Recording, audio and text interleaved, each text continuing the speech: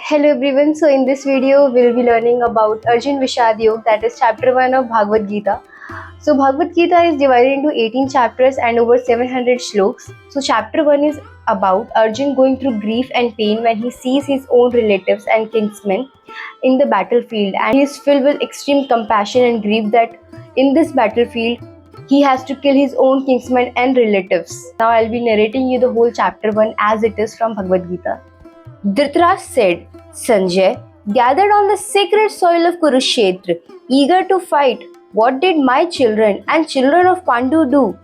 Sanjay said, at that time, seeing the army of Pandavas drawn up for the battle and approaching Dronacharya, King Duryodhan spoke these words. Behold, master, the mighty army of sons of Pandus, arrayed for battle by your talented pupil, Drishtidyum, the son of Drupad. There are in this army heroes wielding mighty bows and equal in military powers to Bhim and Arjun, Satyaki and Virat and the Maharathi Drupad, Drishtaketu, Chekitan and the valiant king of Kashi, the Purujit, Kunti Bhoj and Savya, the best of men and mighty Yudhyamanyu and valiant Uttamoja, Abhimanyu, the son of Subhadra, and the 5 sons of Draupadi. All of them are Maharathis, warrior chiefs. O best of Brahmanas, know them also who are the principal warriors on our side, the generals of my army. For your information, I'll mention them below. Yourself and Bhishma and Karn and Kripa, who is ever victorious in battle, and even so Ashwathama, Vikarn and Bhurisrava, the son of Somadatta. And there are many other heroes equipped with various weapons and missiles who have staked their lives for me, all skilled in warfare. This army of ours, fully protected by Bhishma, is unconquerable, while that army of theirs, guarded in every way by Bhim, is easy to conquer. The grand old man of Kaurva race, their glorious grand uncle Bhishma, cheering up Duryodhan, roaring terribly like a lion, and blew his conch. The conches, kettle drums, tabors, drums, and trumpets suddenly blared forth, and the noise was tumultuous. Then, seated in a glorious chariot, drawn by white horses, Sri Krishna as well as Arjun blew their celestial conches. Sri Krishna blew his conch named Panchajanya, Arjun his own called Devadatta, while Bhim of terrible deeds blew his mighty conch Pondra. King Yudhishthir, the son of Kunti, blew his conch Anantajanya, while Nakul and Sahadev blew theirs, known as Saghosh and Mani Pushpak respectively. And the excellent Arker, the king of Kashi, and Shrikhandi the Maharathi, great car warrior, Drishtadyum, and Virat, and invincible Satyaki, Drupad, as well as 5 sons of Draupadi, and the mighty armed Abhimanyu, son of Subhadra, all of them, O Lord of the earth, severally blew their respective conches from all the sides. And the terrible sound echoing through heaven and earth rent the hearts of Dhritarashtra's sons. Now, O Lord of the earth, seeing your sons arrayed against him, and when missiles were ready to be hurled, Arjun, the son of Pandu, took up his bow and then addressed the following words to Sri Krishna. Krishna, place my chariot between the two armies and keep it there until I carefully observe these warriors drawn up for the battle, and I have seen with whom I have to engage in this fight. I shall scan well-wishers in this war of evil-minded Duryodhan, whoever have assembled on this side and are ready for the fight. Sanjay said, O king, thus addressed by Arjun, Sri Krishna placed the magnificent chariot between the two armies in front of Bhishma and Drona, and all the kings said, Arjun, behold, these Kauravas assembled here.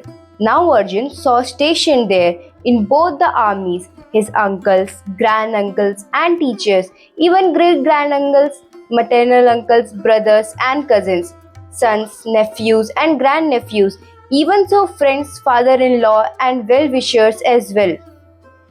Seeing all those relations present there, Arjun was filled with deep compassion and uttered these words in sadness. Arjun said, Krishna, at the sight of these kingsmen arrayed for the battle, my limbs give away, and my mouth is parching. A shiver runs through my body, and hair stands upright. The bow Gandiv slips from my hand, and my skin too burns all over. My brain is whirling, as it were, and I can stand no longer. And hey Keshav, I see such omens of evil, nor do I see any good in killing my kingsman in battle. Krishna, I do not covet victory, nor kingdom, nor pleasures. Govind, of what use will kingdom or luxuries or even life will be to us? Those very persons for whose sake we covet the throne, luxuries and pleasures, teachers, uncles, son and nephews, and even so granduncles and great granduncles, maternal uncles, father-in-law, grandnephews, brother-in-law, and other relations are here arrayed on the battlefield, risking their lives and wealth. O slayer of Madhu, I do not want to kill them. Though they should slay me, or even the throne of the three worlds, how much less from earthly lordship? Krishna, how can we hope to be happy slaying the sons of Dhritarashtra? Killing these desperados, sin will surely hold on us. Therefore, Krishna, it does not behove us to kill our relations, the sons of Dhritarashtra. How can we be happy after killing our own kinsmen? Even if these people, with minds blinded by greed, perceive no evil in destroying their own race and no sin in treason to friends, why should not we, O Krishna, who see clearly the sin occurring from the destruction of one's family, think of turning away from this crime? Age long family traditions disappear with the destruction of a family, and virtue having been lost, vice takes hold of the entire race.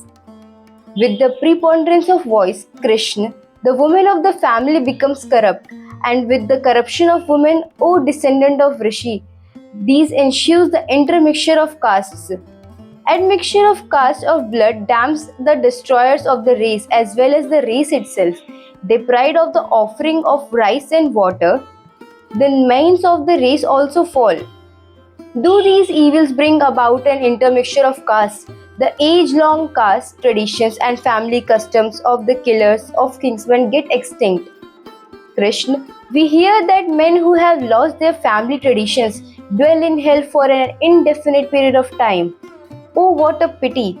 Though possessed of intelligence, we have set our minds on commission of a great sin, in that due to lust of throne and enjoyment, we are intent on killing our own kinsmen. It would be better for me if the sons of Dhritarashtra, armed with weapons, killed me in the battle while I was unarmed and unresting. So these were the words which were spoken by Arjun to Krishna on the battlefield. And after that, Sanjay summarizes the same to Dhritarashtra. Now Sanjay said to Dhritarashtra, Arjun, whose mind was agitated by grief on the battlefield, having spoken, thus having thrown aside his bow and arrow, sank into hinder part of his chariot. So this was the summary of chapter 1 of Bhagavad Gita Arjun Vishad Yog. Thank you for watching the video. If you liked the video, please press the like button and subscribe the channel. Thank you.